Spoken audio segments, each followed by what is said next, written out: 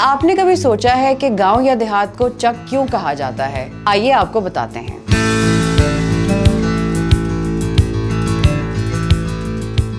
हम में से अक्सर लोग देहातों से शहरों में आकर बस गए हैं। लोग बेहतर रोजगार, तालीम और बेहतर सहूलियात के हुसूल के लिए शहरों का रुख करते हैं, लेकिन अभी भी लोगों की एक कसीर तादाद देहात में बसती है। लेकिन हम में से बहुत कम लोग जानते हैं कि गांव या देहात को चक क्यों कहा जाता है। देहात को उर्दू में गांव कहा जाता है और इंग्लिश में विलेज। लेकिन जब हम किसी से इसके गांव के एड्रेस या पता पूछते हैं तो हमें बताया जाता है चक नंबर फला फला। लिहाजा यहाँ पे सवाल पैदा होता है कि चक क्या है और चक नंबर क्या है, जबकि देहात के पते को गांव के नंबर से भी लिखा जा सकता था। फिर लफ्ज चक का इस्तेमाल क्यों किया गया? इस बात का जवाब फलसफे के मशहूर उस्ताद और कई किताबों के मुसन्निफ सैयद अली अब्बास जलालपुरी कुछ यूं देते हैं कि जब कुआं खोदा जाता है तो इसमें एक गोल लकड़ी का चक लगाया जाता है और इस चक के गिर्द ईंटें चुन दी जाती हैं। इस तरह बरतानवी राज के दौरान दूर दराज की जमीनों को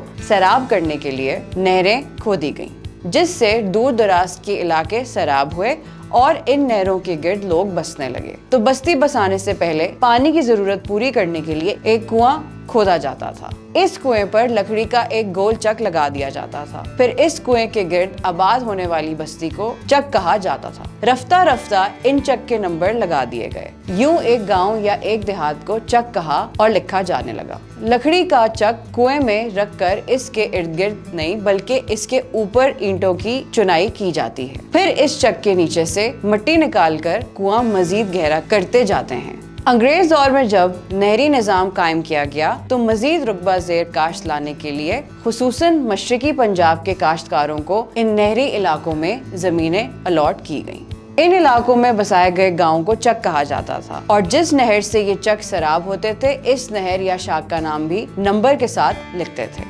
जैसे चक नंबर 67 गाफ बे गोगीरा ब्रांच या चक नंबर 77 रे बे रख ब्रांच। यही नंबर और नाम अब इन चकों की पहचान है।